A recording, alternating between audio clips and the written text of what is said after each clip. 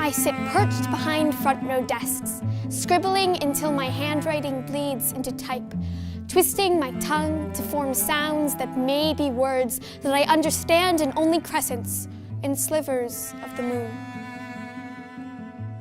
I speak in ellipses, in the spaces between sentences, in the silences that are unbreakable and already broken. My utterance is not America, layered atop the language of my grandmother's lullabies, nor is it of the land she used to sing about, cradled on a distant shore. It is something in between. There are songs that have been scrawled onto the insides of my eyelids, melodies that have perfect words that turn my tongue helpless. I write poetry in the margins of my school papers, lamentations, epics co-authored with Google Translate. I erase, watch the rubber shavings dance away on wind's wings. The bits of pink weave themselves into another sunrise, always to another prayer, always to words again. When I was little, I asked my mother which language to pray in. She said the language of my heart, but I still don't know which one that is. Sometimes, when I'm singing, my consonants are perfect, figments of moon in my palms, and in those split instants, my prayers become flags that meld into my back, wings that fly me home until they fall to half-mast again. Because I speak in ellipses, in the spaces between sentences, in the silences I cannot fill, in the words I'm forgetting, in the places I come from, in the land that I long for, in the one that I live in the prayers stuffed into crevices, in the silence of the summer dew on the fields, in the whisper of the orchard winds, the olive trees, in the echoes of home. I speak in her lullabies. This is the accent upon my tongue.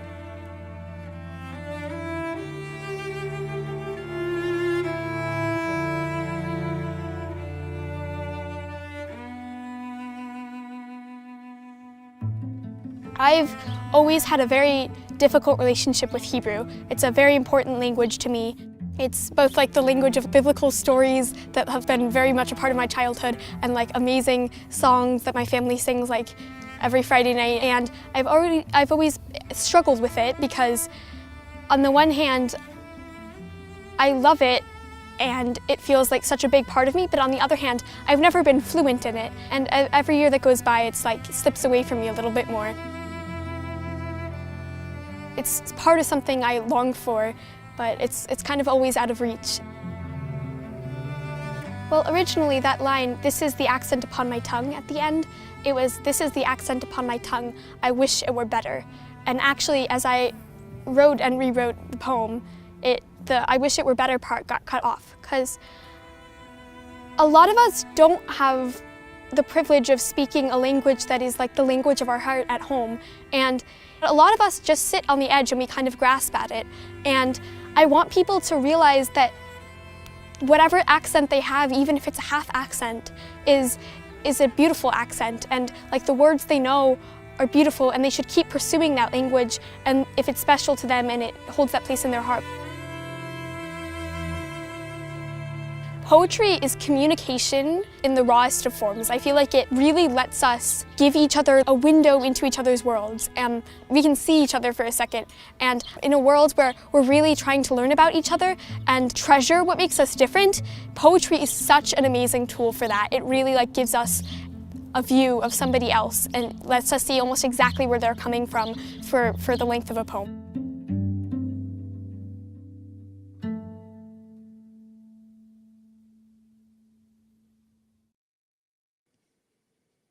Yes, yes. Shout out to Elena Ernst, the Montgomery County Youth Poet Laureate, representing for Words, Beats, and Life. And as you can see, we have some talented artists in this organization. I'm very proud to be a part of it. My name is Patrick Washington, aka Black Picasso of the ever almighty Poem Seas, and I am happy to be here with you this afternoon now as we continue word, Power Fest 2022. I said it yesterday. I'm gonna make sure that this thing keeps going on after even I'm long gone, because that's what it's all about. And I think Ilana said that poetry was communication. I think she said in the rawest form, and I'm feeling that. I'm feeling that. We're going to get into we're going to share that same energy with this event, because we're going to take some words, we're going to chop it up, we're going to mix it, we're going to cook it, we're going to see what we can come up with. This event is entitled Eat Your Words. It is a live experiment. It's going to be a conversation between artists of different types. And I'm really happy to have these folks with us. I'm going to start off with I'll start off with the one that I know best, because yeah, and I'll try not to gush too much over this person. Bringing her in. This is Lisa Pegram, who is a true Renaissance woman, writer, arts integration specialist, a publishing professional. She has over 20 years of experience in high-level program design for many organizations like the Smithsonian, the Corcoran Gallery of Art, and National Geographic. She served as DC Writer Corps Program Director for a decade, and as the co-chair of United Nations affiliate International Women's Conferences in the US, India, and Bali. Her endeavors as a literary publicist and acquisitions editor are sparked by a desire to use her natural talent as a connector in service of underrepresented voices. Lisa completed her MFA in 2012 and has an executive certification in arts and cultural strategies from UPenn. A lover of travel and cultural exploration via the creative arts, she's currently based on the Caribbean island of St. Martin. What is that like? St. Martin. Like, what's the weather like right now? It's a steady 85.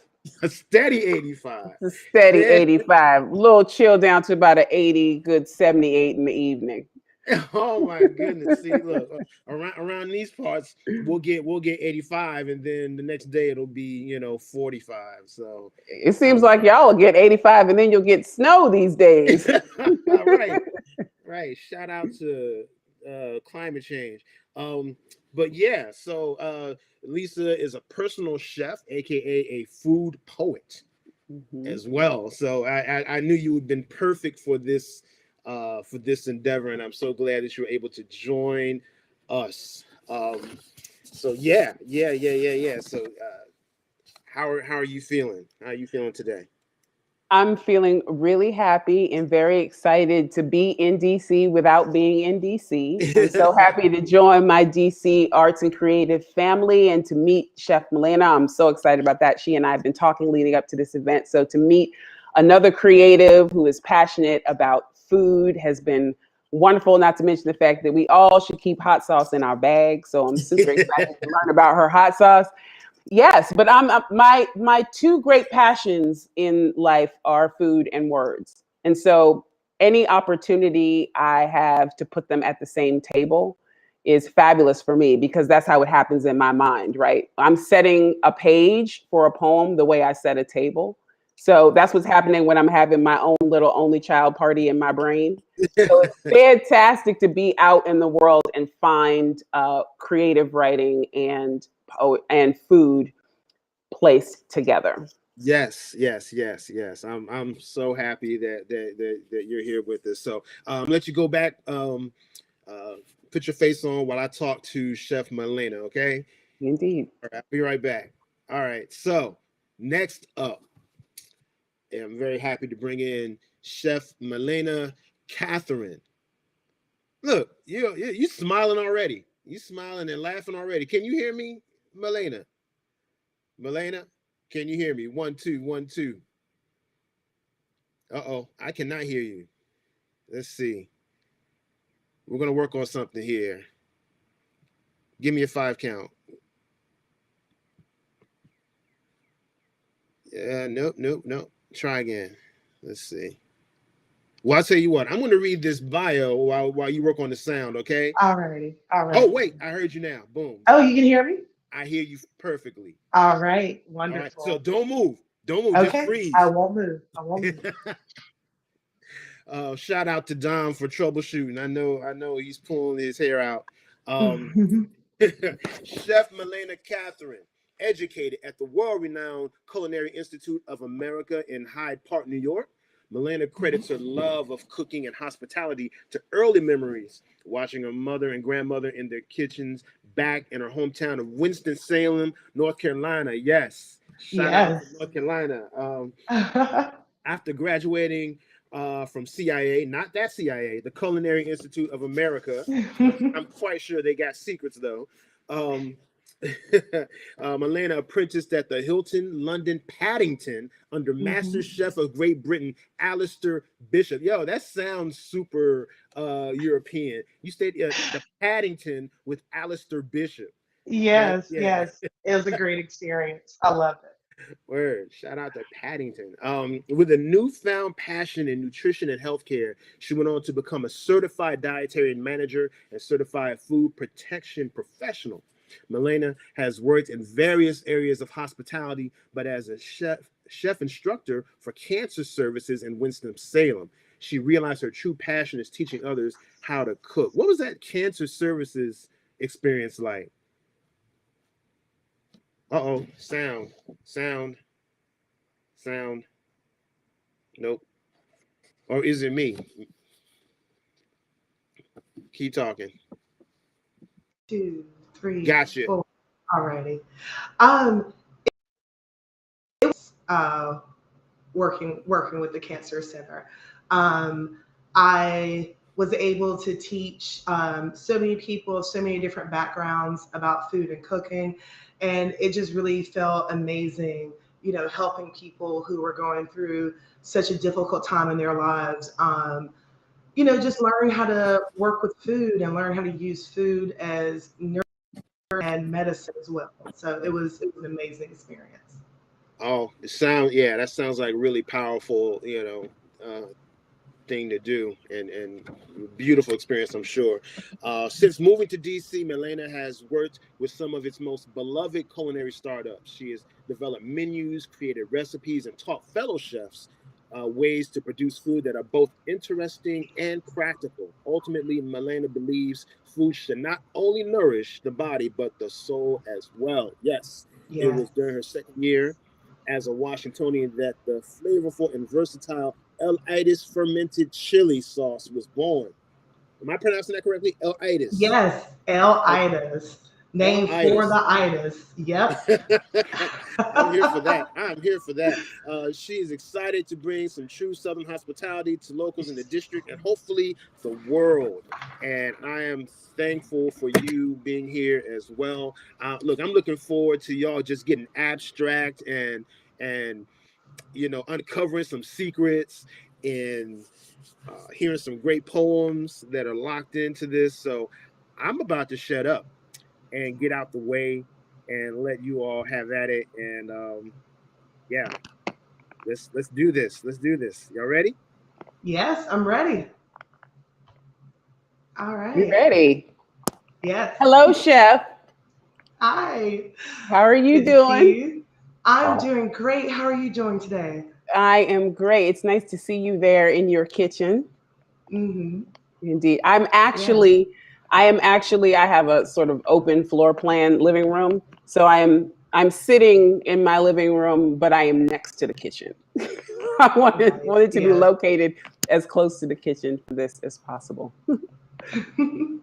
Indeed. So I'm really excited to be here today.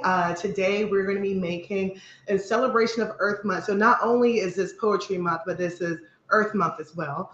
Hmm. So I decided to do a plant-based recipe to Hmm. celebrate our Earth. So today we're going to have sweet potato gyoza dumplings, collard Yum. greens, and a pickled daikon radish. Fabulous. Yes. Mm-hmm. Fabulous.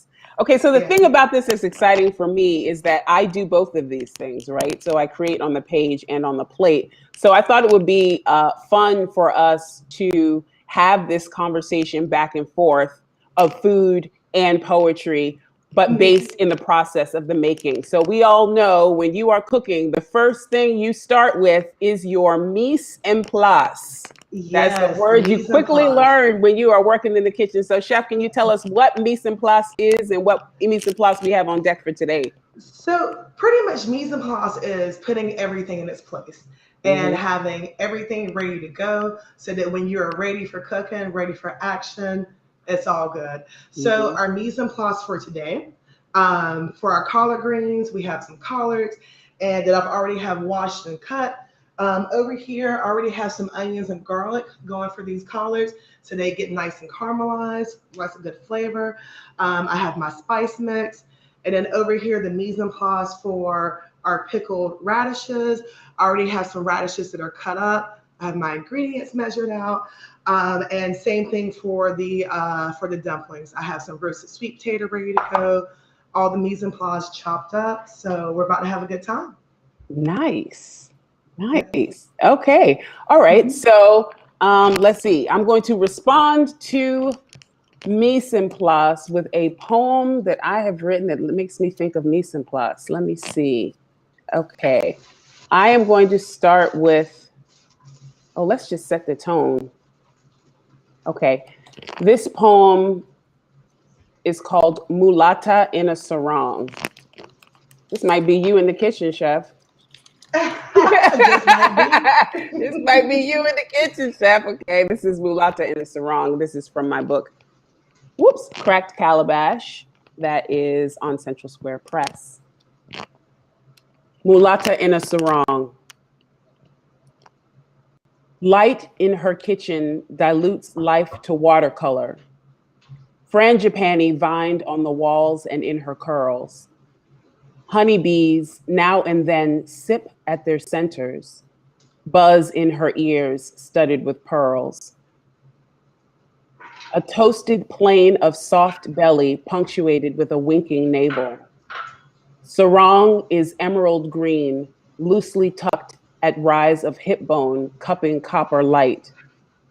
Beads hang between her breasts, jade and shaped like doves. Her hair is loose and black, save for a shark bone comb with 3 long teeth lodged at the nape of her neck. The tendrils could pinch a chopstick on their own.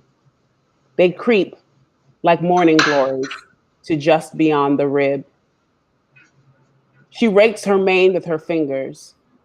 One might not be surprised if music should pour from such strumming.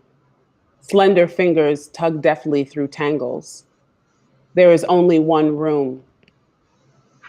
The table, where you sit on a wobbly chair, is in the center. The bed in the corner.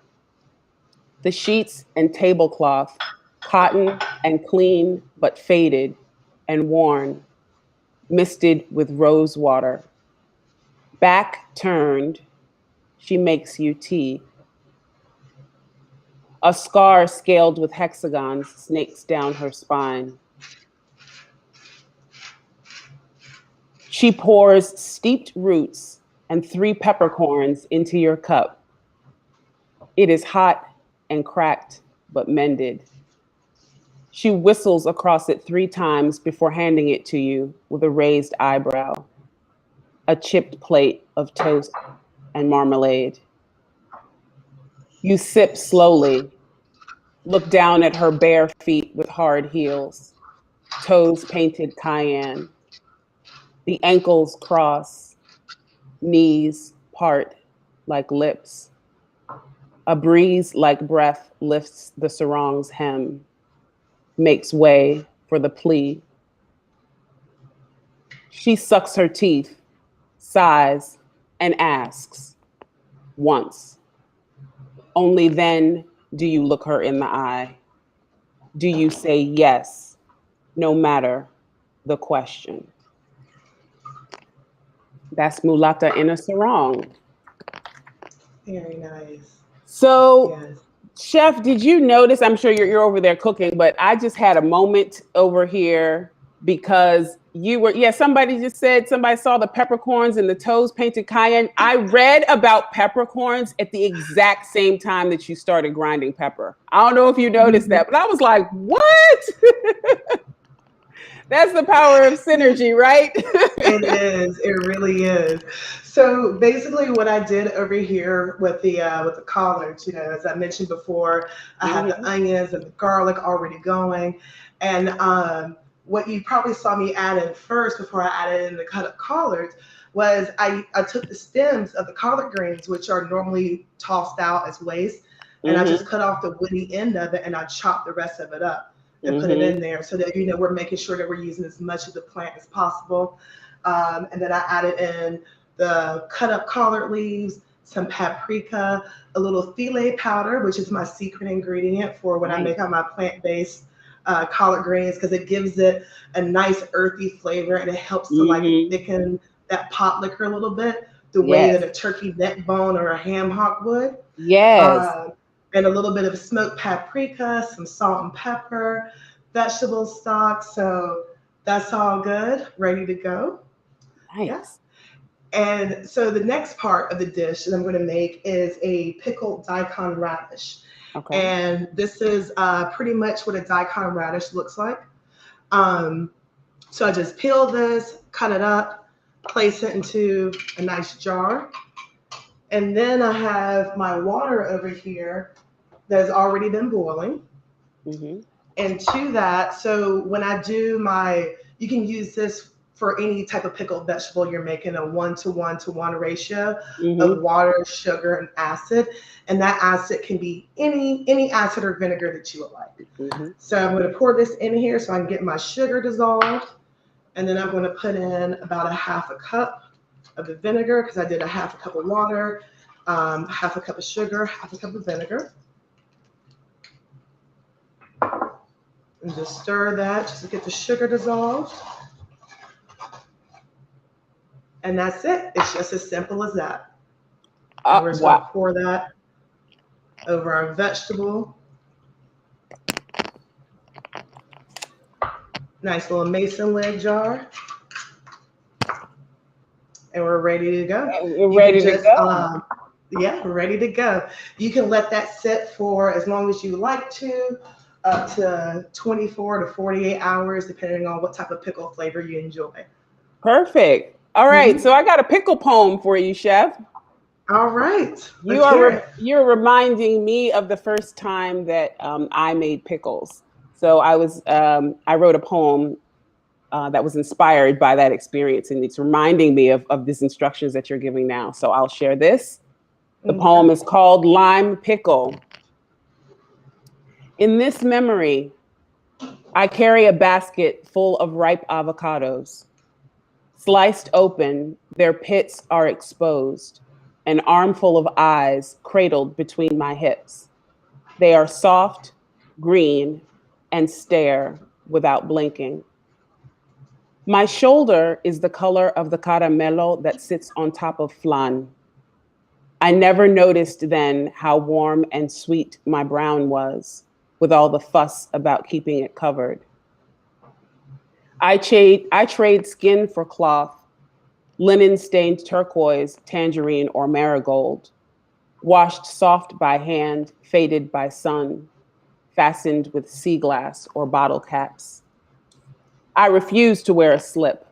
I am young old, a doña newly hatched, not yet comfortable with my hair pinned up, knees covered, shades drawn. Where is the night owl that used to perch in my ribs and sing?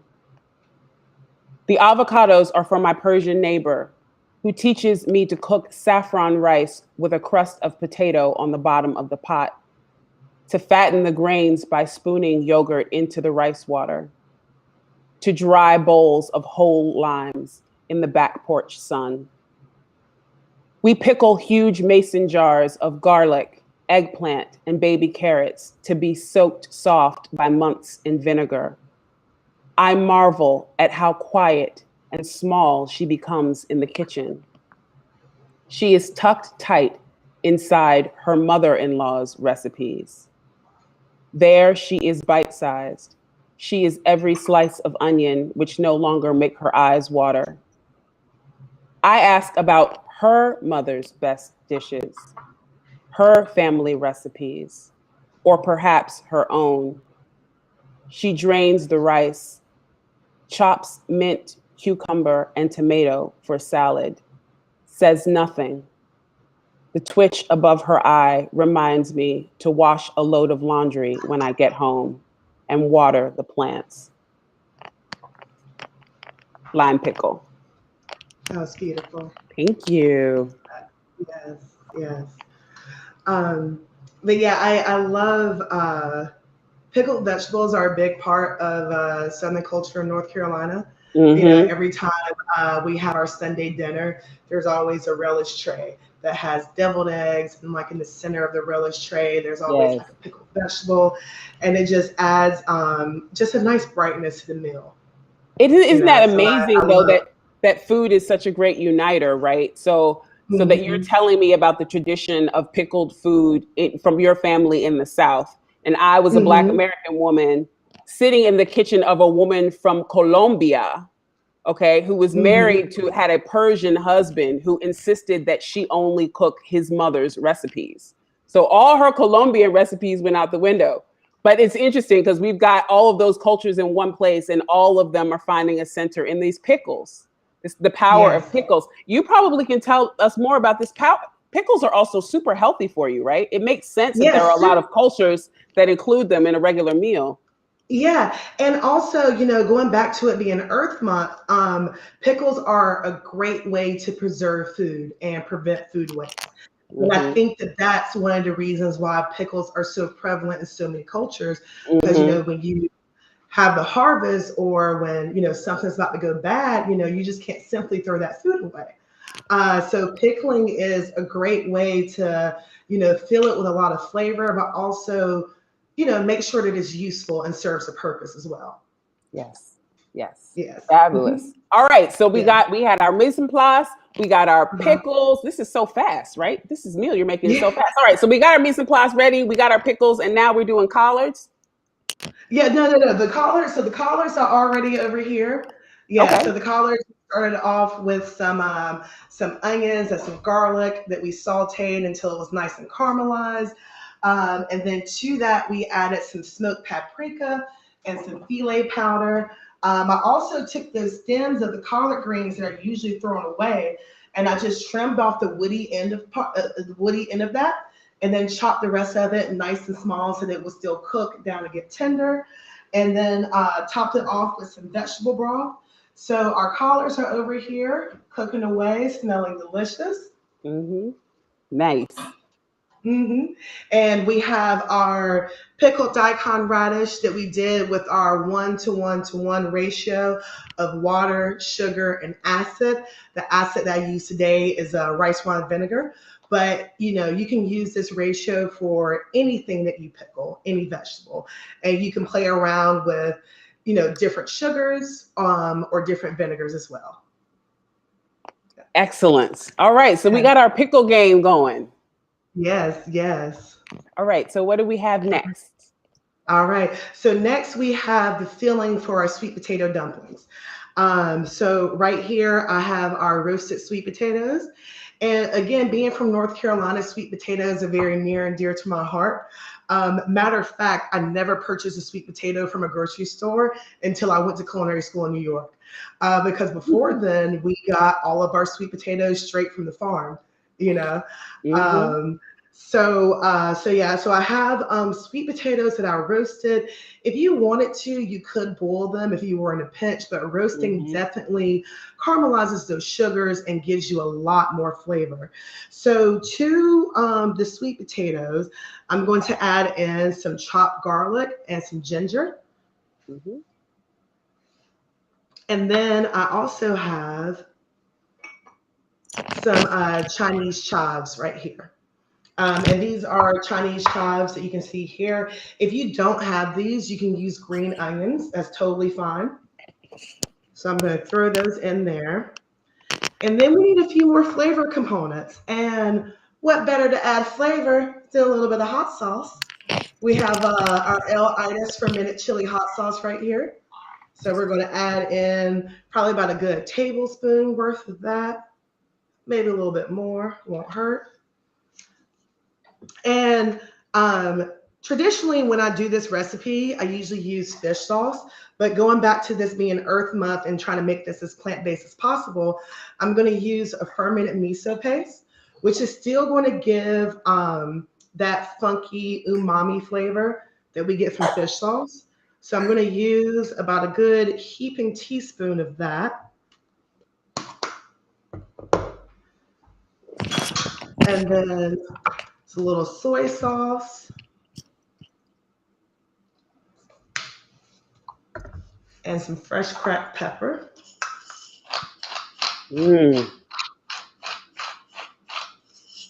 All right.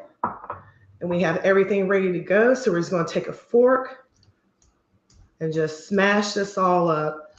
Get everything nice and incorporated.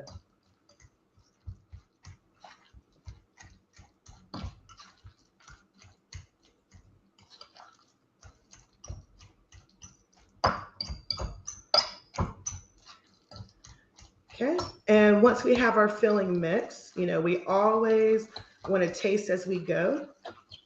Make sure everything is where we want it to be. So I'm going to give this a very quick taste. I think I'm going to add just a little bit more hot sauce. Then I think we're good to go.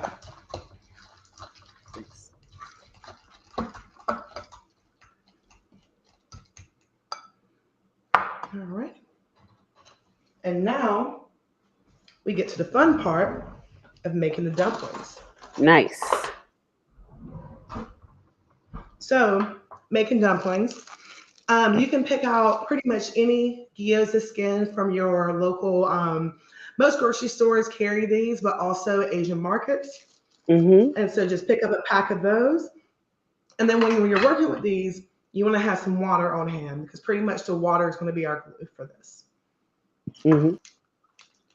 So I'll go ahead and get a few skins out to work with.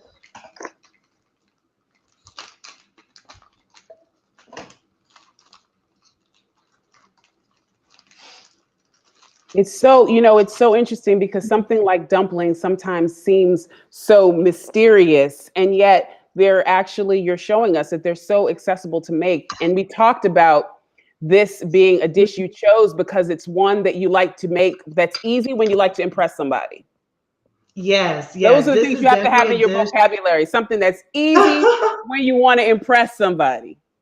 Yeah, it's easy. And also, this is a great dish for people to get involved with. I've had so much fun making dumplings with friends, and you know, it's great. Just open up a bottle of wine, make up some filling, and then just have fun making dumplings. And so That's pretty so much much. what you That's wanted, so important. Yes, indeed. That yes, communal aspect, that communal, it's not even just the eating together, but actually making an activity out of making the dumplings together. That's a yes, party. exactly, exactly.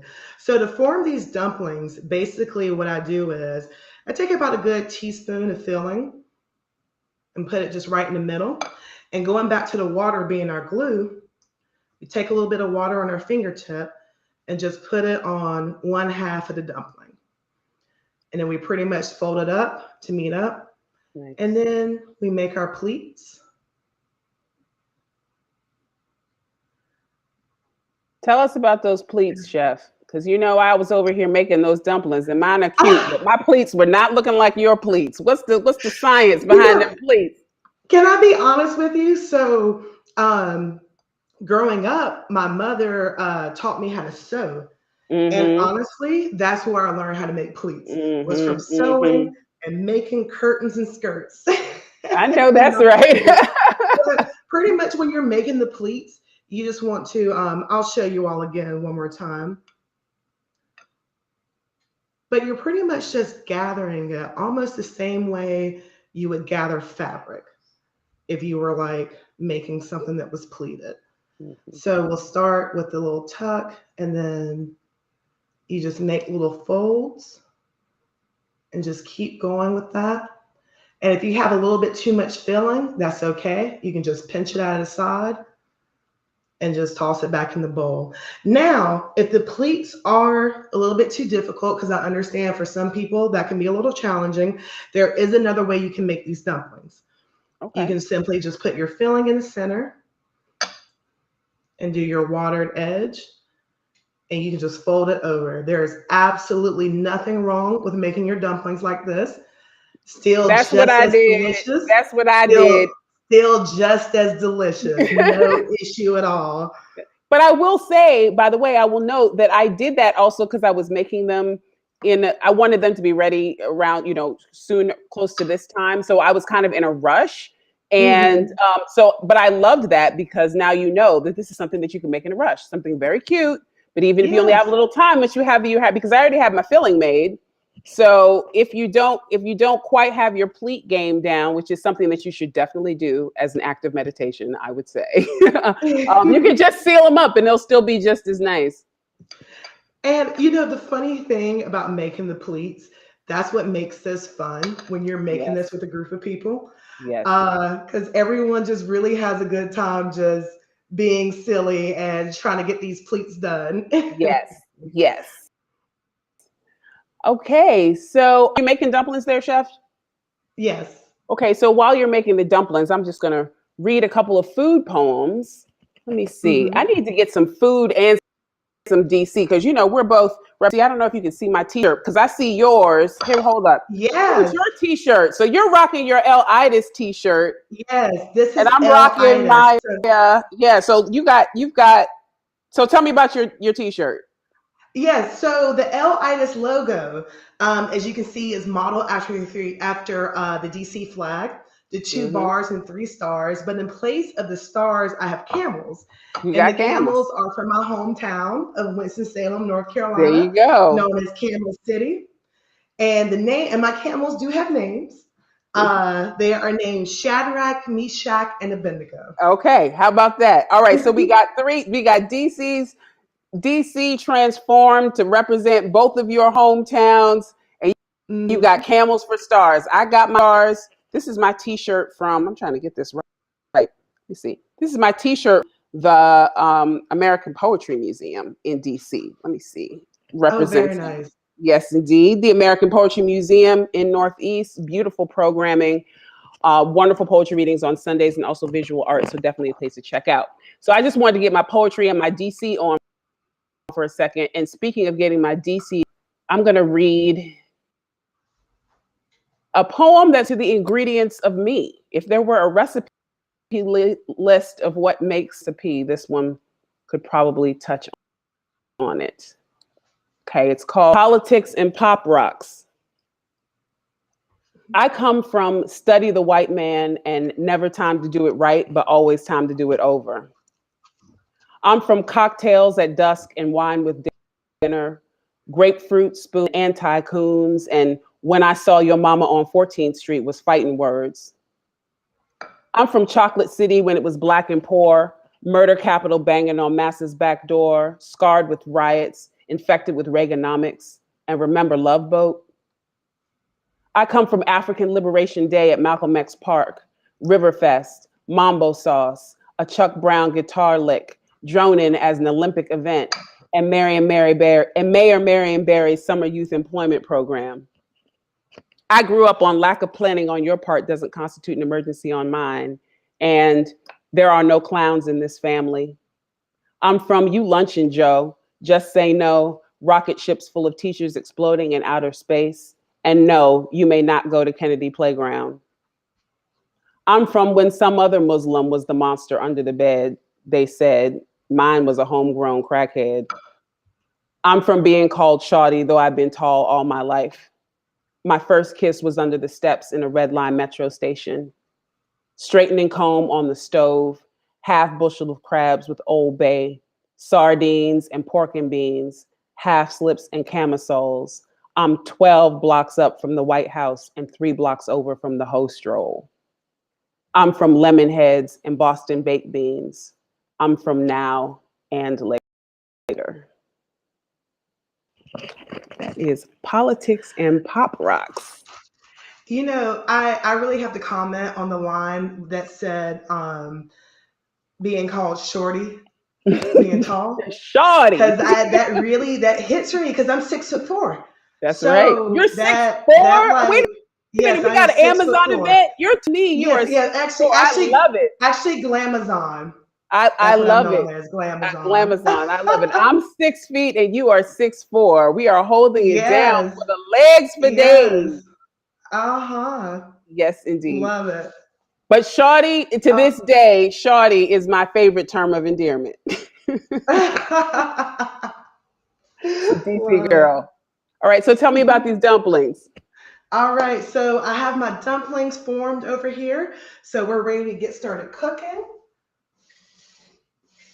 So what I'm going to do first is take my cute little elephant oil puller and it's going to pour a little bit of oil down into this hot saute pan. Get that started. You don't want too much oil, pretty much just enough to cover the bottom of the pan. Right. And then we're going to take our dumplings. When I put my dumplings in the pan, I kind of like to put them all around in order so that, you know, it's a little more appealing to the eye.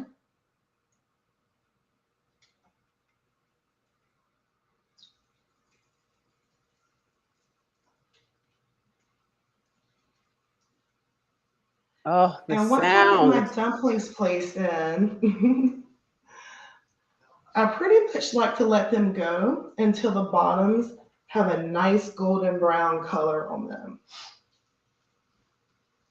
But not too dark because this isn't the end of the cooking process.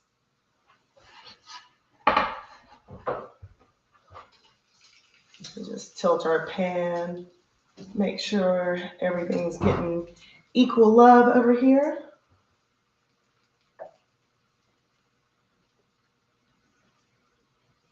And feel free to pick up a dumpling every once in a while to check the bottom, to see how they're doing. And we're going to give that about another minute. And basically what we're going to do next is once our dumplings get a nice color on the bottom, we're going to take about a quarter cup of water and add this in. Whenever I'm introducing something that's cooler than hot to a pan, as soon as I do it, I like to turn the heat back up so that we don't lose any momentum. All right, so those have a nice color on them now. So like I said, I'm going to turn the heat up. And I'm going to toss in about a quarter cup of water. And then we're just going to let those steam.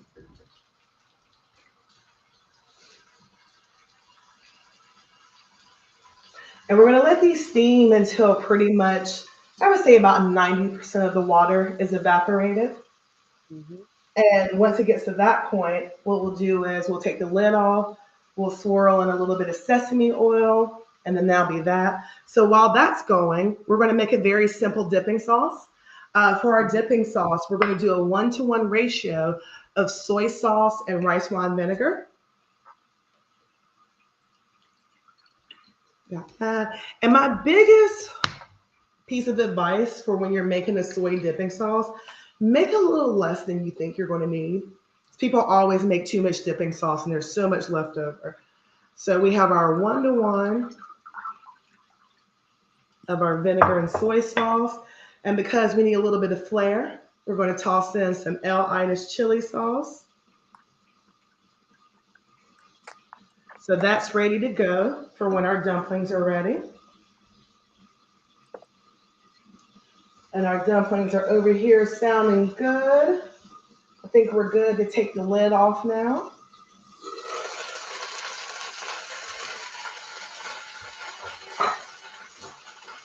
All right, so I'm going to let a little bit more of that water evaporate out of here.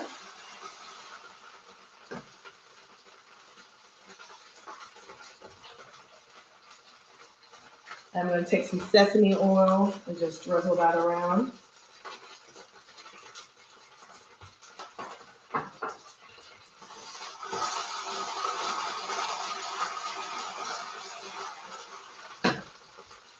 All right, and then there we have it. And we're just going to slide these out onto the plate.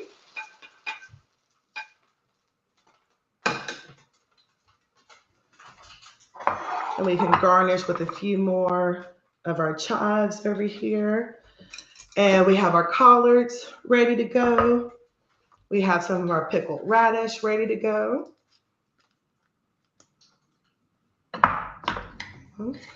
Now ready to feast. Delicious, delicious. So while you were cooking, I went to grab a couple of books because so I talked to Patrick. When we do poetry readings, we like to do a little OPP, read work from other people too, as well as our own work. So in addition to being a writer, I'm also a book publicist. And so I represent people getting their work out in the world. And I have been very happy to represent 2 food-related books. The first one is the Orishi Rishi Cookbook. This fabulous cookbook by Tola Akerele is an introduction to Nigerian food. So traditional Nigerian food, like you talking about those pickles at your family's house, the food that you eat around the table with your family. You're into trying out Nigerian food and want to check it out in your own kitchen, this would be the book to check out. So it's been fabulous for me to be able to work with books that, again, my 2 loves, books and food. And then the second book that I worked with is a book called Cooking for Her Eyes by Susan Rackstang. And I want to share this because the book is a memoir through the lens of food. Susan's family is Japanese by way of Hawaii, and she wrote a love letter to her mother based on what her mother about food. So my OPP is going to be, because she writes so much also she talks about preparing dumplings in this book. I want to read you a little excerpt from Cooking for Her Eyes as an homage to your choice to pick dumplings. Okay, here we go. So Susan says, I learned to cook for eyes from my mother, Helen. Her presentation of meals to her family and friends was an art form, even with the simplest, most ordinary foods. Colorful vegetables were a staple in our meals and cut in ways to bring out heightened flavors and visual beauty. Nishime, a Japanese village stew prepared Hawaiian style, is filled with carrots chopped in triangular chunks, thick, diagonally cut slices of celery, thinly sliced bamboo shoots and lotus root, matchstick cut gobo, small strips of konnyaku slit down the center and turned inside themselves, shiitake mushrooms and chicken chunks. Kombu, once sheets of hard dried seaweed, is soaked in water, reconstituting it into tender strips, then tied into knots. All are quickly stir-fried to seal in flavor, then simmered in a soothing dashi broth, lightly flavored with shoyu. Just before serving, she'll sprinkle frozen peas in the stew, giving it a shock of bright green polka dots. What a feast. The root of my mother's original motivation for creating beautiful food was as an act of offering to her loved ones, but it was not limited to aesthetics. At times, there was a deeper meaning and use for her magnificent presentations. Haules won't try new foods that aren't pretty, she always said. By haules, she meant their Caucasian friends. Haole, a word in Hawaii had neither negative nor positive implications, indicated Anglo ethnicity. Loved introducing her friends to elegantly presented Asian foods of new flavors and beauty. Although she felt her meals were simple, to her Haole friends, they were an exotic leap from their typical palate. I believe my mother felt her guests' enjoyment of her cooking, a fusion of Japanese and Chinese foods with a flair of Hawaii, was a small sign of her family and of our culture, which seemed so very important to her. I did not realize it until later in life, but I have inherited this legacy from my. She was the first to give me the ability to use the eyes as a gateway instead of a closed door. That is Cooking for Her Eyes from Susan Rackstang, which I love because it delivers us right to the presentation section of these dumplings you created. So we have delicious food, We have the preparation Yes. of the mise en place. We have creating the food, but then there's the presenting of the food, which is cooking for eyes. So tell us about this presentation, Chef. So yeah, so presentation, when I present food, especially when I'm hosting people, I love to present it family style so that everyone can take what they want and, take what they need. And it just makes the whole experience even more interactive. So that's pretty much what I like to do. And so that's why I have everything set up pretty much family style for the service. Mm-hmm. Okay, beautiful. Yeah. All Mhm. right. So you've got everything. And then what about what it looks like on the plate, though? What do you do on the plate? I remember looking at your recipe and you said make sure you make it look pretty. Oh yeah, make sure you make it look pretty, put a little bit of garnish. So Mm-hmm. that's why I have all the dumplings arranged in a beautiful way with a little bit of our Chinese chives that are chopped up on the top. Got my little Yeah. dumplings right Yeah. here. Oh, I nice. followed your recipe. I can't tilt this, not with the sauce. But I tried to do a little bit of presentation here. Some lump dumplings and some Oh, I oranges. love it. And I took some scallion out of my garden. Love it. So Love much it. I was able to pull right garden. Okay, so our dumplings are ready to go. So there's Hmm. only one thing here. Yeah, only one thing to do, and that's eat. We got to taste them. We got to taste them. All right. So tell us again, what are we eating, Chef? So yeah, so we're having a sweet potato gyoza dumpling that has a little bit of ginger, some Ooh, garlic, some Chinese nice. chives, and of course the secret ingredient, Itis fermented chili sauce. Gives it a That's little the bit of secret spice. ingredient. That went in Yes, it is. that went in the filling and it went in the Yes. sauce, right? Yep. It went in the filling, it went in the sauce, and it went in the collards. Mmm.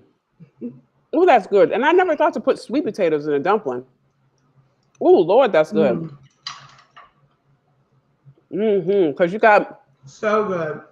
the sweet potato, but then the ginger. That's Hmm. the harmony. The sweet potato, but then the ginger with the spice, and then the salt from the soy, and then the heat from the hot Hmm. sauce. That Just the heat. right amount of heat. Yep. Woo! That heat from the hot sauce. All right. Tell us about Itis hot sauce. We got to hear about this hot So sauce. yeah, Itis hot sauce is my baby. Um, so funny And thing take about your the time creation talking of about this. it because I'm going to eat some more of these dumplings. So funny thing about the creation of Itis fermented chili sauce, it was totally by chance. It wasn't something that happened on purpose. At the time, I was managing a taqueria up in the Petworth neighborhood of Washington, D.C. And we were trying to come up with a way to get more business in on slower Sundays in January. And I had this idea of doing family style dinners. We really only ended up doing one of the family style dinners. And what it was a Mexican fried chicken dinner. So What? the menu was an adobo spice fried chicken, collard greens, chorizo mac and cheese, jalapeno cornbread, banana pudding, and I also made this hot sauce to go with it. And basically, the concept behind the hot sauce was to use a Louisiana technique as far as Mm-hmm. how the hot sauce is made, Okay. but I use Mexican ingredients instead of the typical ingredients that you will find in a Louisiana hot sauce. Okay. So what I ended up creating was this amazingly dynamic hot sauce. But again, I wasn't searching to make a hot sauce at the time. I was just making something to go with this dinner. Um, so we had leftovers of the fried chicken and the hot sauce.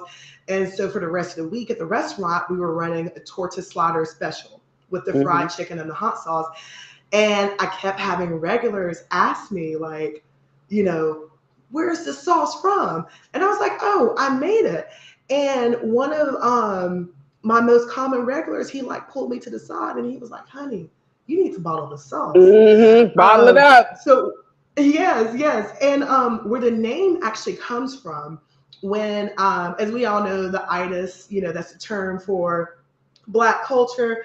when you have a very satisfying meal, you know, need to take a nap afterwards. That's the itis. The term for what I'm And when going I to was be doing after we get off this, when I finish yes, these dumplings, exactly. I'm going to indulge in some Exactly. itis.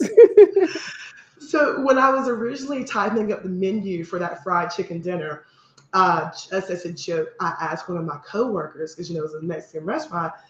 I asked one of my coworkers, I said, "How do you say the itis in Spanish?" And he looked dead at me and said, "El itis." And it was a joke, but it stuck, and that's just what we started calling the sauce was El itis. Got Like it. it works. Itis. It works. Yes. Right. So the sauce was just always something that I just played around with at home in my spare time, played around with the recipe, getting it exactly where I want it to be. Because what I really wanted from this hot sauce was not just something that introduced heat, but also introduces flavor as well. Yeah. And what introduces that heat, like any good guest, I want it to leave at the right time too, you know, because it's just not appealing when you eat something spicy and then 30 minutes to an hour later, your mouth is still hurting and you can't go about enjoying the rest of your day or the rest of your meal. With El Itis chili sauce, you get all of that heat, you get some acidity, you get some sweetness, but it also leaves your palate with a clean finish so that you can go about enjoying the rest of the meal and the rest of your day as well. So I was playing around the recipe until I got it to that just right part. I made the logo. Funny thing is, I actually made the logo using Microsoft Paint because I couldn't afford to hire a graphic designer. Just had to get it in the bottle. Just get it in the bottle. Yes. So like I said, this was all just something that I was playing around with. But, you know, March of 2020 hit. And like a lot of people in the restaurant industry, I found myself out of a job overnight. And unemployment in DC was just completely backlogged. I know they were doing the best they could, but I was a good 2-3 months into the pandemic with no income, just living off of my savings. And I was like, this can't continue. I have to come up with something. And I went through every single idea I could think of. And I was like, well, Malena, you have this hot sauce. So I made pretty much a Hail Mary post on Facebook and Instagram, letting all my friends and family know that I have this hot sauce to sell, and just gave a brief description of the hot sauce. And, you know, in my mind, I was hoping just to sell a few bottles to buy some groceries and figure out the next step. I didn't realize that I had found the next step. You just look at that. I ended up selling, I ended up selling out of that first batch. So every batch of El Itis is around 95 bottles. I ended up selling out of that first batch within 2 days. Wow. And after that, it just kept going and going and going. Next thing I knew, my mom was coming up to DC to pick me up so that I could go back to North Carolina and do a couple of pop-up events. I did holiday craft fairs. I did pop-up events at bars. I had a few bars. So it just really took off. Yeah, they make El Itis cocktails because you can use this sauce in anything. You can use it in desserts. You can use it as a marinade. You can use it as a condiment. Like it really is just. I mean, I don't mean to brag, but personally, but it's got it popping. I'm thinking already. I'm imagining I could make like a cocktail with like some mango puree and some muddle it like with some basil and your hot sauce, and then splash it with some soda water and something stronger, if you know what I mean. Get that little heat mango herbal type. I can't wait to get my bottle of El Itis. Yes, I can't wait for you to get it too. I'm definitely going to make sure you get some. And I'm working on expanding the line currently. Right now, I have a green sauce that's in the works, and I'm hoping within the next week, I'm going to have that up on the website ready to go. Okay. But yeah, this has been an exciting journey with this hot sauce. Congratulations. Exciting. Sometimes you never know the smallest thing. There's this Barbara Streisand quote in this film. She says, "The olive is the king of the feast." So sometimes you're preparing a whole feast and you never realize the smallest, most subtle thing actually ends up being the star of the show, which is what happened to your hot sauce. So I have Yes. a couple more poems to read. I don't know how much time we have left, but I can pick. So I have, these are all nods to you, Chef. So I have a Bring 'em the Heat poem, right? Because of the hot sauce. I have an Itis poem, and then I have Love it. the cool down. So I'm not sure. I don't know where Patrick is. I don't know how much time we have. Do I have time to read one or two? None of them are long, but I just want to make I sure was that I'm gonna on say, my if we only time. have time for one, can I insist on the Itis poem? Because I want to hear Yes, yes, that. yes. What's up, Patrick? Give me two. Give me two. All right. So we're gonna do the itis first, and then I'm gonna just pick randomly the second one. So the itis. Okay, this one is from Crack Calabash, and the title of the poem is After Dinner. What is said in conversation when all the women leave the room? Satin glove slipped from fist, an uncut deck of cards. The men show their teeth, mark opinions like territory, laugh upside down, wrinkles shape shifting stone and wood and flesh. This cut and paste debate sits in the shade of cigar smoke, sips dark liquors neat, no chaser, home front and auction block. Laughter and shit talk roll like distant thunder, make bridges of fragments, end in guarded embraces, as quick as they are firm. After dinner. That's my itis poem. Okay, so I'm gonna read one more. All right, so to the hot poem as a nod, or I can do the Mhm. cool down poem, which is also my pandemic poem. And you talked about the hot sauce coming out of the pandemic. So they both fit your Yeah. sauce. You go pick which one. You want the cool down or you want the heat? You know, I want the heat. You want the I want the heat. heat. You want the I heat. want the heat. You just go in there. Was that a rhetorical question? You have 3 camels on your shirt. I should have known. Okay. Okay. All right. The heat. So this one's called Kibra Hacha. So I moved to St. Martin. Speaking of heat, I live in the Caribbean. So I moved to St. Martin last year, but for 8 years before that, I lived in Curacao. And native tree of Curacao is the Kibra Hacha tree. And Kibra Hacha translates to axe breaker. So they say that the is so strong that if you swing an axe, it will break the axe. Okay, so this poem is called Kibra Hacha. Actually, it was also written during the pandemic. Oh, and this is in Where We Stand.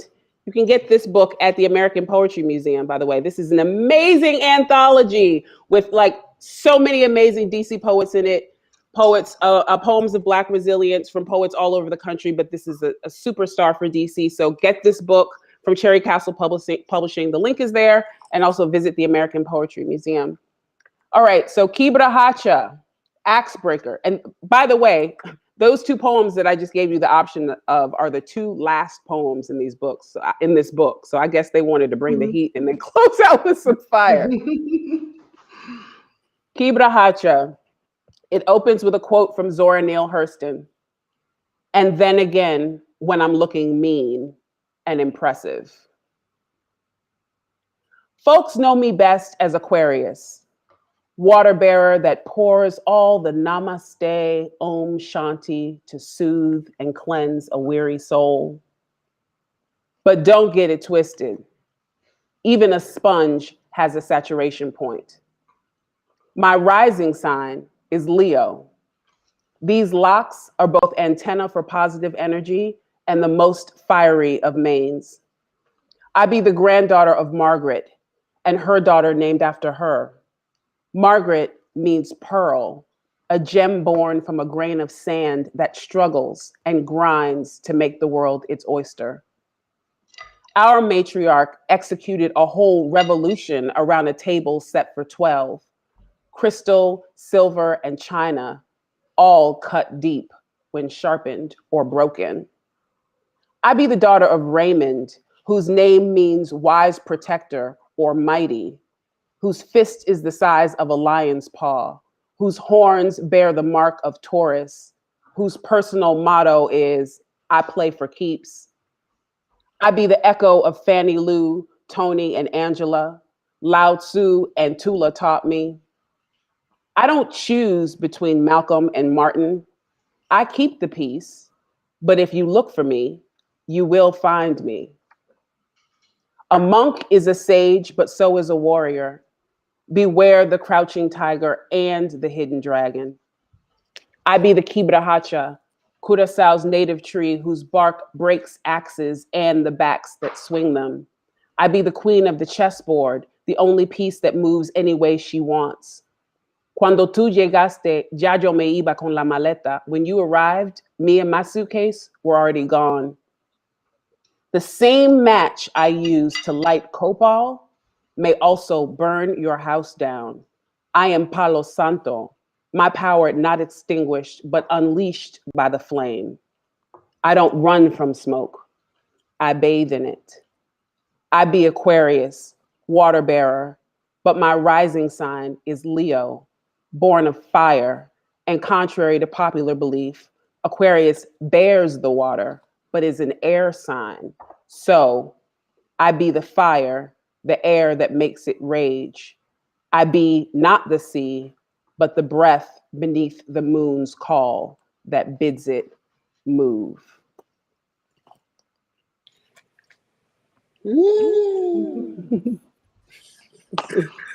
Where we staying? Nice. You all are terrific. I would say this experiment was a success. I'm just going to say that.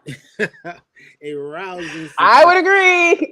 Yes, definitely. I would agree. Look, I have no food. I wasn't really following the recipe, and I still feel it was just a success. So yeah, thank you for bringing us all into your worlds and helping us realize this word food connect. Hey, don't come on now. You are just you're just rubbing it in my face now. This is not.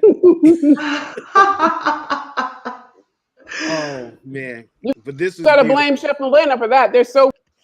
Hey, this is why this is the dish to impress people with. Hey, it was so easy to make. So easy. Mm-hmm. So easy. Hey, maybe we can add the recipe in later to one of our social medias or something. Huh? That's a good idea. Definitely. Oh, check out both of our social medias, and I for sure I will definitely post my attempt at these dumplings. Absolutely. Okay. All right. Absolutely. Hey, look, Malena and Lisa, appreciate you all. Thank you so much. Oh, like this. We do like this now. What's this? This is the hardest. No, that's like a little tiny heart. That's like a little. Listen. I'm for the big heart. I do the big one. The big heart with cowrie shells. That's why I'm rocking. Oh, you all are terrific. Thank you so much for your energy and you all are great. Listen, I want everybody to stick with us for the rest of today and tomorrow at 5:00. We're gonna have. Let me get you guys out of here while I do this talking now. Oh man, yeah. So look, 5:00 p.m. We're gonna have the bigger picture artists and activists in discussion. We have Kimon Freeman. We have Ayana Gregory. We have Lucy Murphy, and we have Youth Poet Laureate Kashvi Ramani. So you definitely want to check us all out. And and then later on this evening, we've got Story District. We have artists telling their stories as you've never seen them before. I can't wait to see Asheru. Gabriel Asheru Ben is going to be telling this story, and it's going to be great. So shout out to the people at Story District. Look, Word Power Fest continues. Thank you all for joining us. I will see you guys a little bit later on. God bless. God bless. God bless.